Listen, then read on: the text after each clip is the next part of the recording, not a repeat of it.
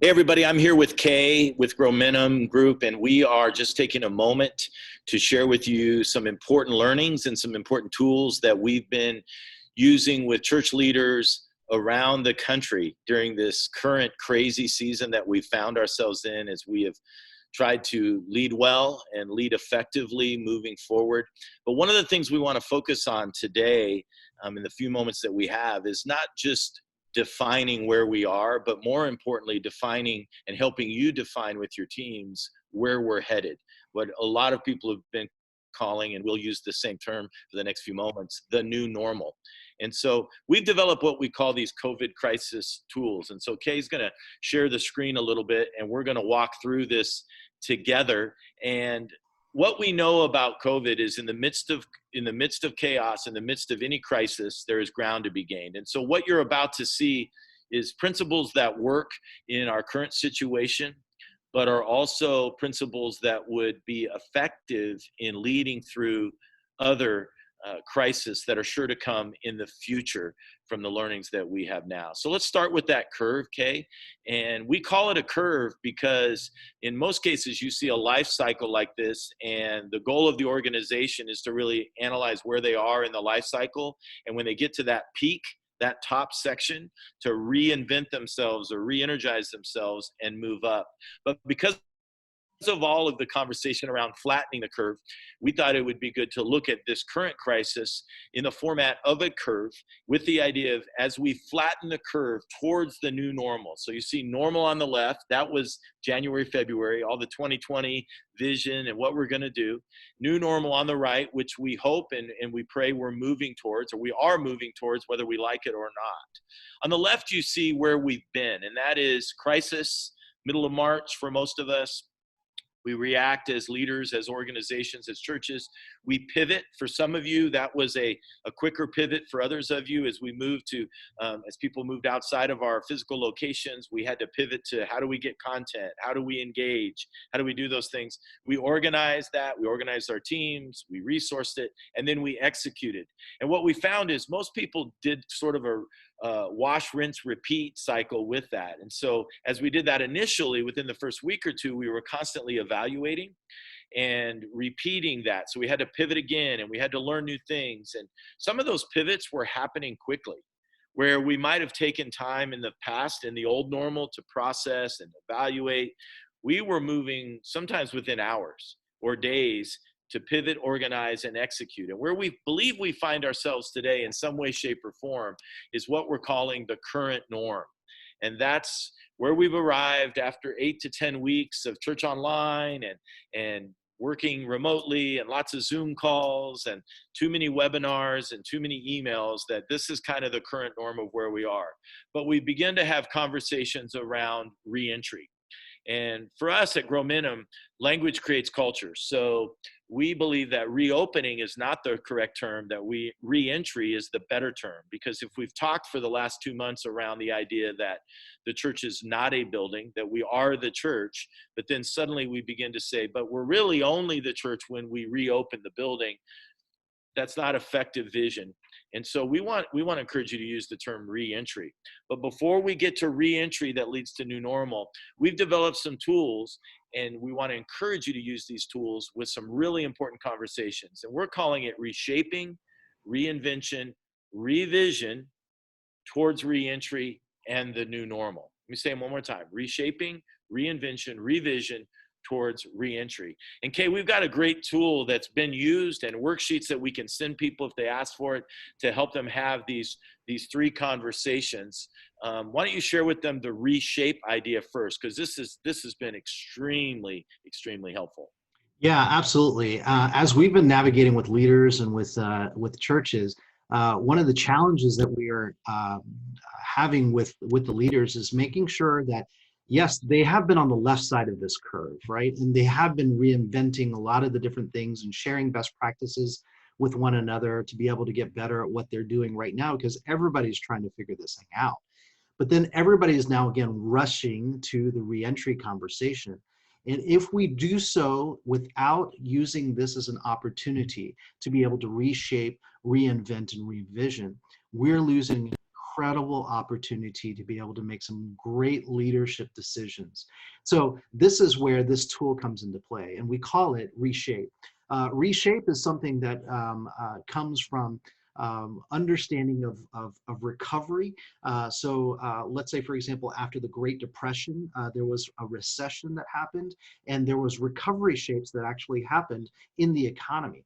And so a lot of times, if you're watching CNBC like some of us are, we're actually hearing these letters. Like the V letter, V-shape return is the people who basically say that we think that the economy is actually going to come straight back. As soon as we start reopening, as soon as people are allowed to go out, as soon as social distancing is not a thing anymore, things are going to come back to normal quicker than we think. But then there's other people that actually have a differing opinion, and they actually think that it's going to be more of a U-shaped return. In the sense that there's going to be a longer bottom at the towards the bottom, and it's going to be a slower way going back up. And so that's the recovery shape of what some economists think. At the same time, this is also a time where we know that there are some L-shaped recoveries. And it's even hard to say that it's a recovery because it's really not even recovering. It's actually even almost dying. So there's organizations even during the season that have gone bankrupt or who are not pivoting or not relevant to what is going on and what is needed in this season. And so because of that, they're an L organization. Or let's say there's even things within the organization that they're finding out that actually have less relevance in this season and implications for the rest of their future as an organization. And so they've decided to actually pivot to a different direction. So that's the L recovery. And then the last one is a J recovery. And that's almost my favorite one. This is my favorite one. Your favorite, right? And it is exactly the opposite of an L. And that is there are things that have started in this season that will actually continue to accelerate or continue to be effective going forward into the future.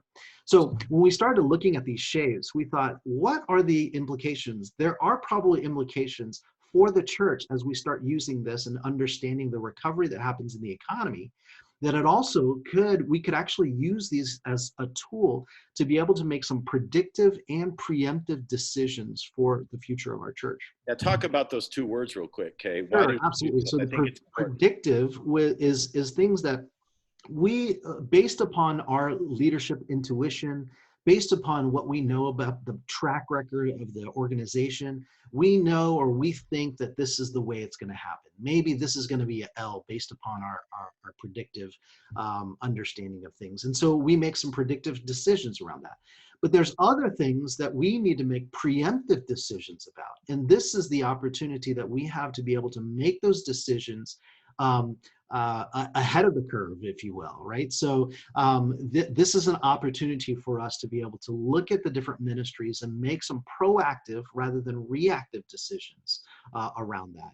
We can play a little bit of offense. Yeah, you've asked them some questions, so we'll put them there on the screen, and then maybe we'll give a few real examples of what that will look like. So V comes back quickly, U comes back slowly, L not at all, and J, things that have started or that will accelerate within our program ministry initiative. Maybe give some examples, Kay, as we've worked a number of teams and staffs. And again, we have worksheets that we can send people just to help them, because it's been so beneficial for my team. Mm-hmm. I know for your team to begin to think this way, because there's so many things flying around of what it's going to be and what it's not going to be. And I think this is really helpful. So maybe give some examples, and I'll throw a few out there as well. Sure, absolutely. So when we think about the V and the U's, I mean, this is the things that we're currently doing that we're either making a predictive or preemptive decision around.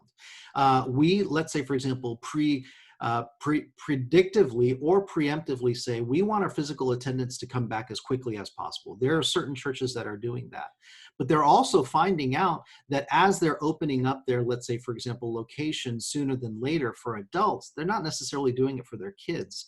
Their kids ministry is actually more of a U-shaped return, even though their adult physical attendance is more of a V-shaped return, right? So whereas other churches have decided, no, we're actually going to take a U-shaped return on the adults and the kids, and we're going to all come back together. Intentionally. They're making that preemptive decision. Right, exactly. Right. And so those are just decisions, that you can make as an organization. But this is a tool to be able to maybe bucket some of those ideas and have a common language and a framework to be able to really use, to be able to build the strategies around, okay, if this is a U-shaped return, then that means X, Y, Z, and we're going to make sure that we shore those differences or build the strategies around that.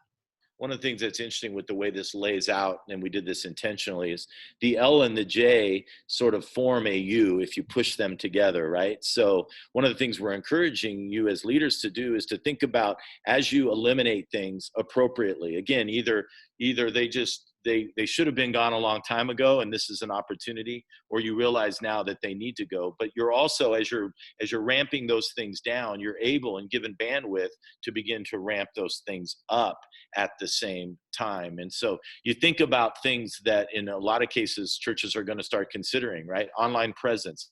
And what does that look like? Online groups. Is that something that's a J that we discovered during this season when everyone was a very captive quarantined audience that now has some degree of acceleration as we move into the new normal? There's a long list of things that churches are considering during this season to put in that J bucket. Yeah, absolutely. And we all are all visionary or dreamers, or we want to be the ideas person. And so there's a lot of energy that's put into the J's, right? But also at the same time, some of this is a little bit of a zero-sum game because of the fact that we know that there are limited resources, there are limited staff, there are limited things. And when we think about all the things that we want to add, we've got to make sure that there are some L's in the organization, or that we're thinking through, to be able to make sure that there is a balance to those things as well. So we just think that this could be a tool, a framework, a common language that you could start using with your teams, maybe at the highest level of the organization, but you could even push it down to your campuses, to your specific ministries. That's what we're finding out as Lee and I are doing at our respective churches and the different churches that we work with. It's really incredible to be able to see even the specific ministries and saying, hey, we used to do this in kids ministry, or we used to do this in worship, but we are probably no longer going to do that, and we're going to actually start doing this. And this is where we get excited about the where we're at today and about the new normal. I think a lot of people are saying, man, I can't wait to go back to normal, but we all understand that that's probably not going to happen. At the same time, we also don't believe that everything's going to change either. Right. And so what can we do right now to be able to make the best decisions possible, to be able to shape what the future looks like? And this is the type of tool we'd encourage you to use. We can walk you through it. We can help you with it, because the conversations will run wild, or your team will run off on their own. And so this will help you have a cohesive, collaborative conversation, and then you'll begin to prioritize. And if you can do this now, even as we ease into reentry in many places, it will help you, because reentry to the physical building is happening now in many places, but that reentry, I believe, is a long runway. And so there's still time for us to reshape, reinvent, right, and revision what our organization and what our impact on our communities will look like in the new normal.